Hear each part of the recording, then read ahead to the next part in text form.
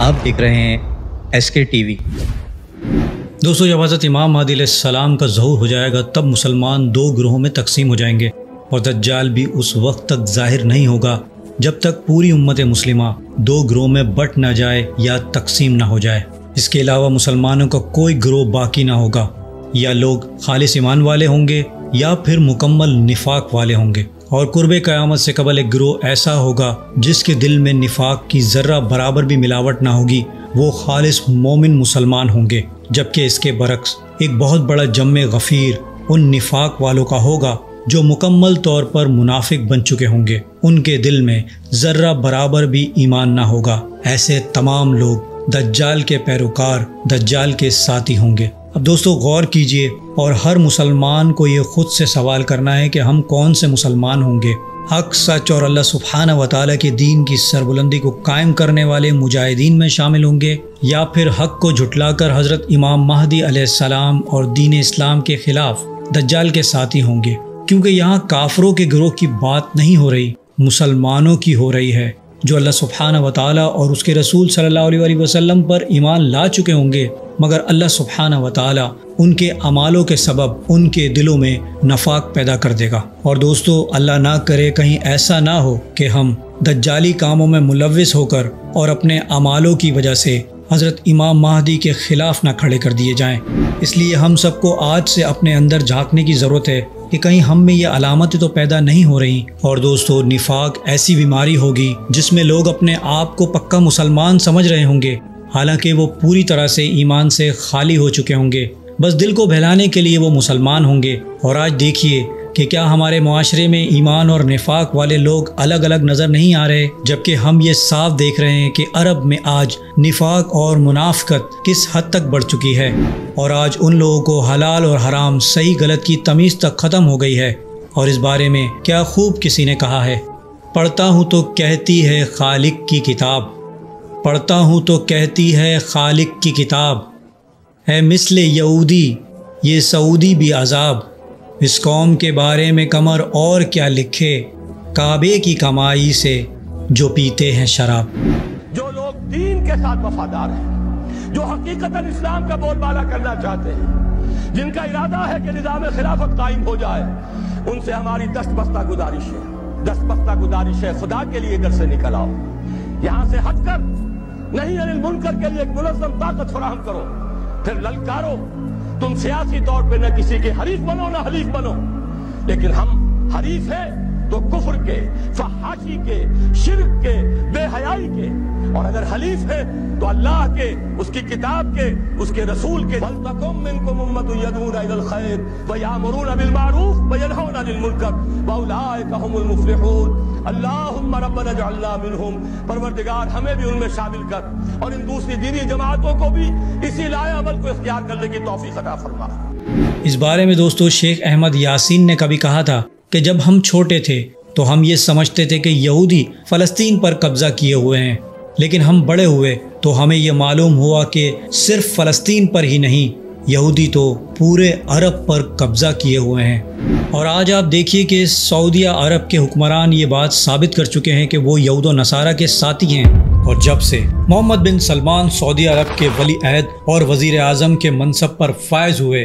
तो उसका झुकाव इसराइल की तरफ हो चुका है। और मोहम्मद बिन सलमान के दौरे हुकूमत में सऊदिया और इसराइल के ताल्लुकात काफ़ी हद तक नॉर्मल हो चुके थे। मगर जब डोनाल्ड ट्रंप अमेरिका के सदर बने थे तो उनके दौर में यूएसए ने एक एग्रीमेंट शुरू किया था जिसका नाम द इब्राहिम अकॉर्ड था। और उस वक्त की ट्रंप एडमिनिस्ट्रेशन ने मिडिल ईस्ट के कई अरब ममालिक को प्रेशराइज किया था कि वो इसराइल को तस्लीम कर लें, जिसमें से बहुत से अरब ममालिक ने इसराइल को एक मुल्क के तौर पर तस्लीम कर लिया था। उन ममालिक में बहरीन, यूएई, मोरक्को और सूडान शामिल हैं। और ये तमाम वो ममालिक हैं जिन्होंने न सिर्फ इसराइल को तस्लीम किया बल्कि द इब्राहिम अकॉर्ड के एग्रीमेंट पर दस्तखत भी कर लिए हैं। और यहाँ मैं आपको बता दूं कि एक कॉन्स्पिरेसी थ्योरी है कि इन मुआहदों को करवाने के पीछे भी मोहम्मद बिन सलमान का ही हाथ था, और उसने बहुत चालाकी से पहले छोटे अरब ममालिक से इसराइल को तस्लीम करवाया ताकि हालात नॉर्मल हो सकें, और बाद में मोहम्मद बिन सलमान भी इसराइल को आसानी से तस्लीम कर सके। और आज अरब के हुक्मरानों में निफाक इस कदर भर चुका है कि मुकम्मल तौर पर वो दज्जाल की आमद के मुंतज़िर हैं।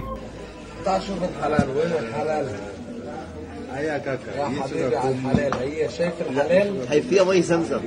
هي زمزم هي اشربوا موت. 40% الكحول زمزم. الله يخليك مملكتنا. الله يخليك يا بن سلمان. الله يلعنك ويلعن والديك.